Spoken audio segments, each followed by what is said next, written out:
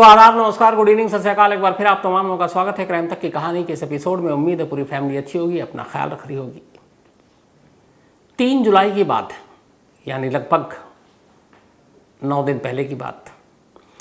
बेंगलोर में एक शख्स अपने इंस्टाग्राम पर एक पोस्ट करता है।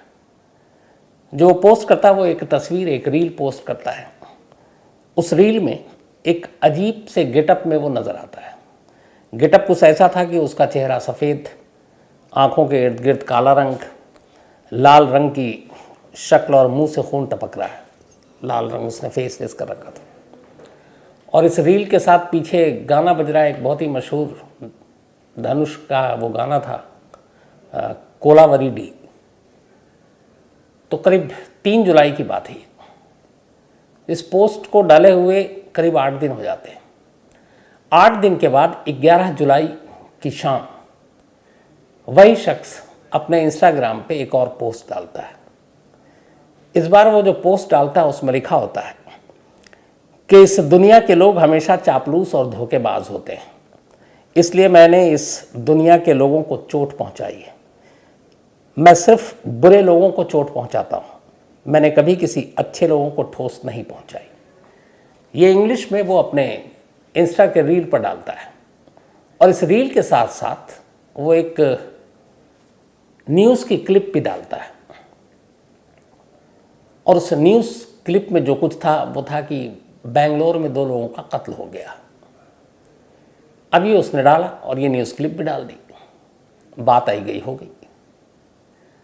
इधर बेंगलोर पुलिस सच में एक डबल मर्डर की तफ्तीश कर रही है। उस डबल मर्डर की जो ये शख्स अपने इंस्टा के रील पे डाल चुका है, उसकी खबर। और वो कुछ घंटे पहले दोनों कत्ल हुआ था। पुलिस तफ्तीश करती है। तफ्तीश करने के बाद आखिरकार पुलिस 2 लोगों के साथ साथ जिसने इस इंस्टा पे अपने अकाउंट से रील बनाई उस तक पहुंचती है। और इसके बाद एक ऐसी कहानी सामने आती है जो बेंगलोर में फिलहाल चर्चा का विषय है। 11 जुलाई की बात है। 11 जुलाई यानी कल। 11 जुलाई की दोपहर 3:35 पर 3 लोग मोटरसाइकिल पर सवार बेंगलुरु के एक इलाका है अमृता हल्ली, वहाँ पहुँचते हैं और एक बिल्डिंग के बाहर अपनी बाइक को रोक देते हैं। इसके बाद ये तीनों लोग एक बिल्डिंग में दाखिल होते हैं। ये पूरा इलाका आसपास में रिहायशी इलाका है, लेकिन इसी इलाके की इसी बिल्डिंग में एक दफ्तर था। ये दफ्तर जिसका नाम Aeronics media private limited. Aeronics media private limited internet broadband की एक कंपनी थी और 2022 में ही शुरू हुई थी। तीनों शख्स जो थोड़ी देर पहले बाइक से उतरे वो सीधे इस कंपनी की उस दफ्तर के अंदर उस फ्लोर पर पहुंचते हैं जहां पे सारे स्टाफ बैठते हैं। उस कंपनी में दाखिल होने के बाद वो सीधे एमडी के चैम्बर में जाते हैं, जो मैनेजिंग डायरेक्टर हैं इस कंपनी के, एरोनिक्स मीडिया के। वहाँ जाने के बाद अब तीनों बैठ जाते हैं और एमडी से बातचीत शुरू होती है। उस वक्त कंपनी के अंदर करीब 10 एम्प्लॉय मौजूद थे।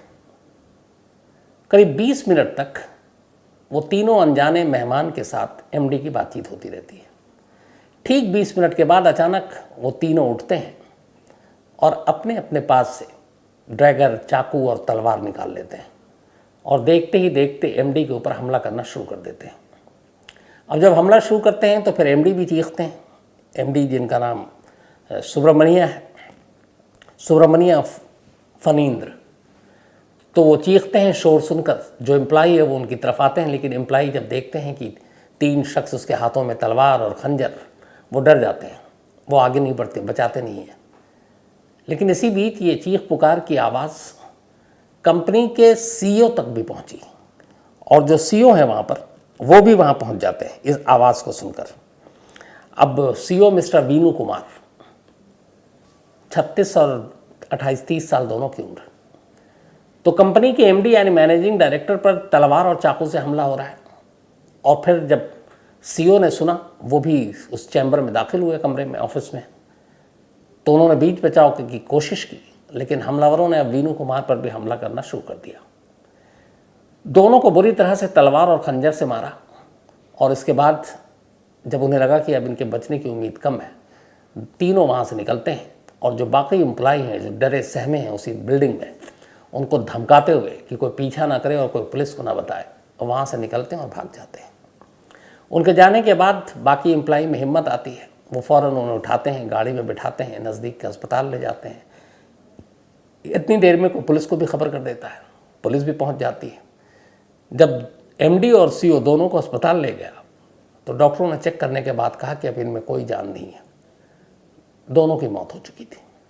तो यहाँ पर एक शख्स इंस्टा पे रील डालता है कत्ल से पहले और फिर डबल मर्डर के बाद मैसेज डालता है, और एक तरह से एक जो मीडिया में रिपोर्ट आई उसको भी पोस्ट करता है। फिर बैटमैन कॉमिक सीरीज़ की जो जोकर का कैरेक्टर है उससे भी प्रभावित है और उस तरह की चीज़ें करता है। तो ऐसी कई चीज़ें कई बार अलग अलग होती हैं, कातिलों की सोच और ये सारी चीज़ें। कुकू एफएम के ऑडियो बुक पर अ साइको किलर, ये आप कहानी सुनेंगे तो आपको पता चलेगा कि साइको किलर की सोच फिर कैसे होती है, क्योंकि कुछ आम कत्ल होते हैं और कुछ साइको किलर होते हैं। जो साइको होते हैं वो उनके कत्ल की कहानियाँ अलग होती हैं। एक ऐसे ही साइको किलर जिससे कोलकाता के लोग परेशान थे, खुद पुलिस परेशान थी, और वो एक के बाद एक कत्ल किए जा रहा था, लोग डरे हुए थे, पुलिस से भी गुस्सा थे। तो वो पूरी कहानी क्या है, कुकू एफएम के ऑडियो बुक पर आप जाकर अ साइको किलर, आप पूरी कहानी ये सुन सकते हैं। कुकू एफएम देश का बेस्ट ऑडियो शो प्लेटफॉर्म है जिसके 15 लाख से ज़्यादा एक्टिव हिंदी पेड सब्सक्राइबर हैं, और यहाँ हर महीने 4200 घंटे के कंटेंट्स के साथ ये लगातार बढ़ रहा है। कुकू एफएम ऐप पर 10,000 से ज़्यादा ऑडियो बुक हैं जिसे आप कहीं भी कभी भी सुन सकते हैं, हिंदी में सुन सकते हैं। इसमें biography, business, crime, entertainment, politics तमाम बुक हैं।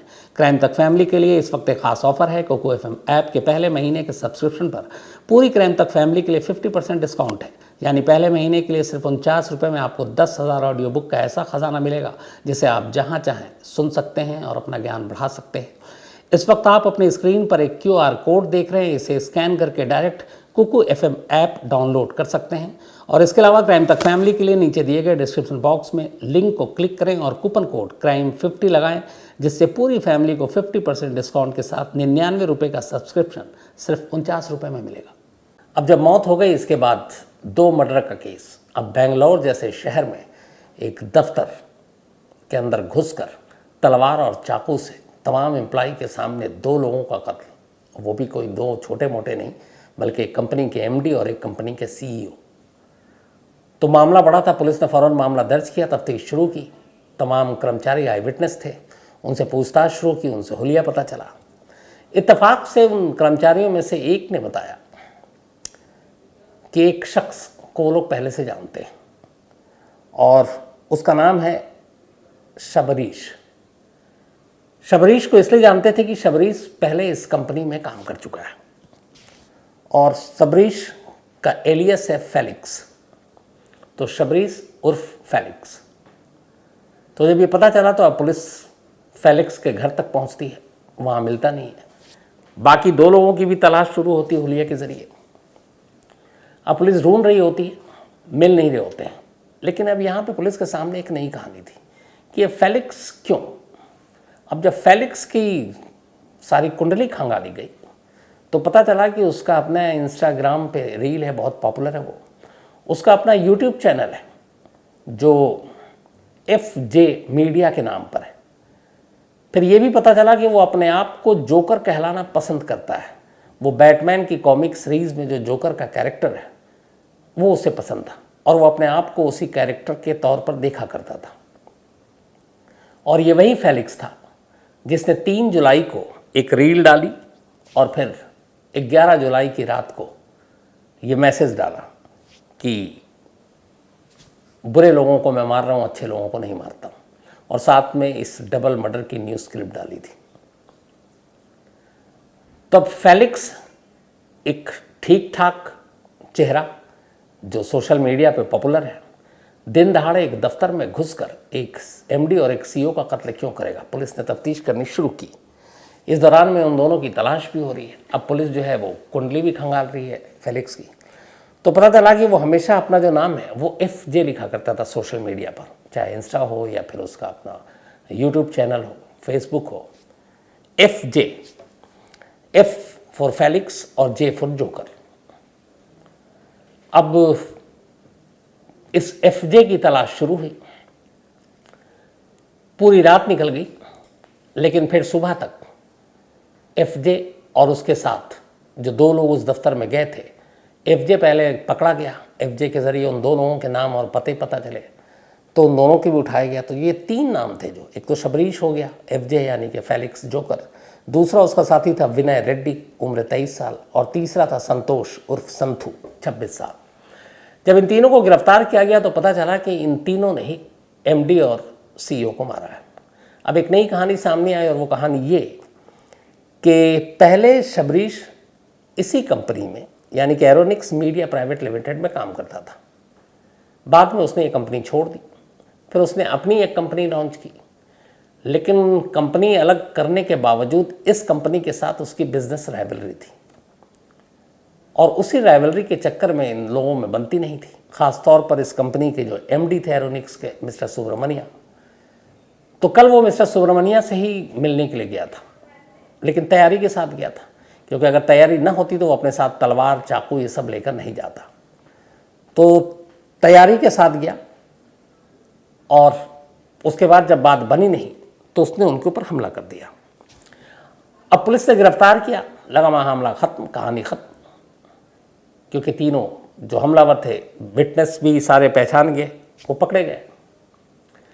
लेकिन जब उनसे तफ्तीश जारी थी, तभी कहानी में एक नया ट्विस्ट आता है। देर रात पुलिस एयरपोर्ट से एक शख्स को उठाती है, और इस शख्स का नाम आज़ाद है। तो ये शख्स दिल्ली से जो है बेंगलोर जा रहा था, और रात को ही पहुंचा था। जैसे ही वो पहुंचा वहां पर, तो पुलिस ने उसको उठा लिया। ये भी एक ब्रॉडबैंड कंपनी का ओनर है, मिस्टर आज़ाद। अब सवाल ये हुआ कि जो तीनों कातिल थे उनको पकड़ लिया। सवाल ये भी था कि उनमें से एक की बिजनेस राइवलरी थी, यानी कि FJ की, यानी कि शबरीश की, तो कहानी ख़त्म हो गई। लेकिन फिर ये आज़ाद बीच में कहाँ से आ गया, और इसका इस कत्ल से क्या लेना देना था? तो पता चला कि अभी तक ऑफिशियल पुलिस, बेंगलुरु पुलिस ने इसको कंफर्म नहीं किया है, लेकिन खबर यही आ रही है कि दरअसल FJ यानी कि फेलिक्स और बाकी जो 2 उसके साथी हैं, ये मोहरा थे।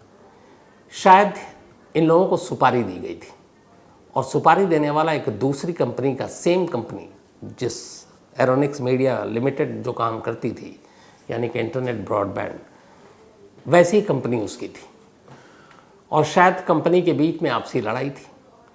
तो आज़ाद ने ही इन तीनों को तैयार किया। आज़ाद ने सबसे पहले फेलिक्स को पकड़ा। फेलिक्स के साथ वैसी कंपनी की लड़ाई थी, चूँकि वो पुराना मुलाजिम वहाँ का रहा था, बाद में छोड़ दिया, तो आसान शिकार था इस काम के लिए। तो पहले फेलिक्स को पकड़ा गया, फिर फेलिक्स ने 2 और लोगों का इंतज़ाम किया, संतोष और विनय का, और इस तरीके से इन 3 लोगों ने प्लान किया, और 11 जुलाई को 3:35 पर दफ्तर पहुँचे, और वहाँ उस कंपनी के MD और CEO दोनों को मार डाला। अब आज़ाद को पुलिस ने उठा लिया है। अब कड़ियाँ ये जोड़ दी हैं कि आज़ाद ही अगर इसके पीछे मास्टरमाइंड है, और उसने ही फेलिक्स को ये सुपारी दी है, तो इसमें आज़ाद का इंटरेस्ट क्या है? क्या ये सिर्फ बिजनेस राइवलरी है, या इसके पीछे की कहानी भी कुछ है? और जहाँ तक पूरे क्राइम सीन और अभी तक के विटनेस से पूछताछ के बाद पुलिस इस नतीजे पर पहुंची है कि शुरुआत में ये तीनों जो गए थे, इनका टारगेट सिर्फ एक था, और वो कंपनी के MD मिस्टर सुब्रमण्या थे। CEO बीच में आ गए और इसलिए मारे गए। तो उस MD के साथ क्या दुश्मनी, आज़ाद का MD से क्या लिंक, आज़ाद शबरीश तक कैसे पहुंचा, ये वो सारी चीज़ें हैं जिसको बेंगलोर पुलिस खंगाल रही है, और उम्मीद यही है कि जल्दी ये केस सामने आ जाएगा।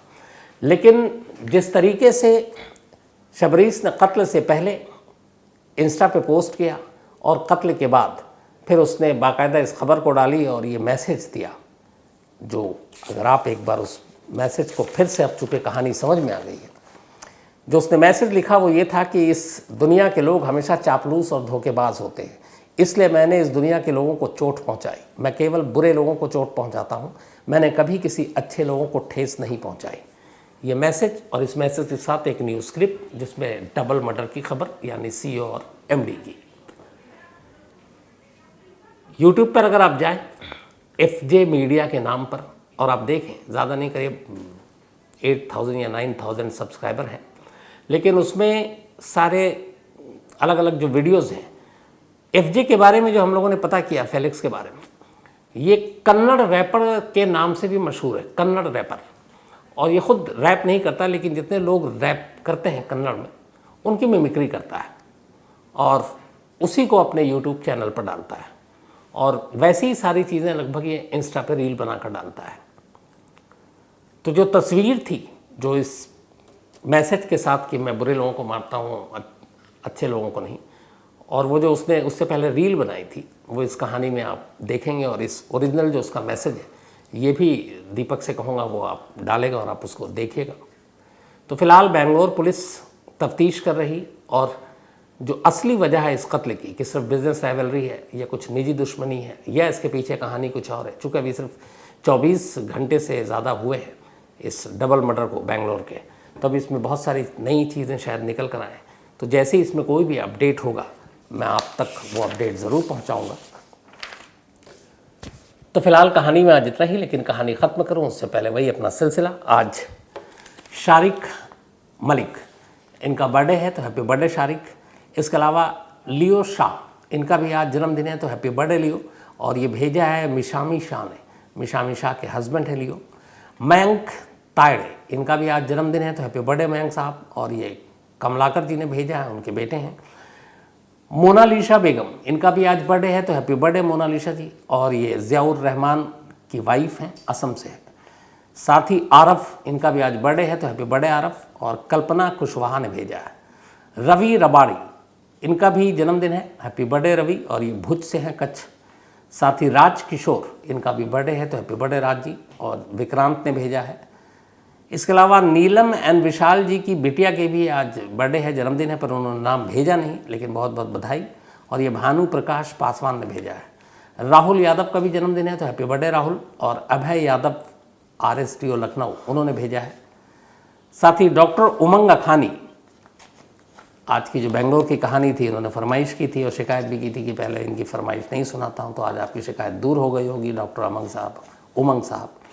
पीयूष सिंह, ये जमुई से हैं, बिहार, और एक कहानी की इन्होंने फरमाइश की है। इसके अलावा सईद चौधरी भिवंडी से एक कहानी की इन्होंने भी फरमाइश की है। तो कहानी में इतना ही, लेकिन एक बार फिर आपको याद दिला दूं कि कुकू FM ऐप पर क्राइम तक फैमिली मेंबर्स के लिए खास ऑफर है। क्राइम 50 कूपन है, डिस्क्रिप्शन में लिंक है, यहाँ आप जाएँ और 99 रुपीज़ का सब्सक्रिप्शन 49 रुपीज़ में पहले मंथ के लिए पाएँ और कुकू FM के मज़े लें। तो फिलहाल कहानी में आज इतना ही, और अब आपसे मुलाकात होगी कल रात 9 बजे किसी नई कहानी के साथ। तब तक अपना ख्याल रखिएगा। Thank you very much.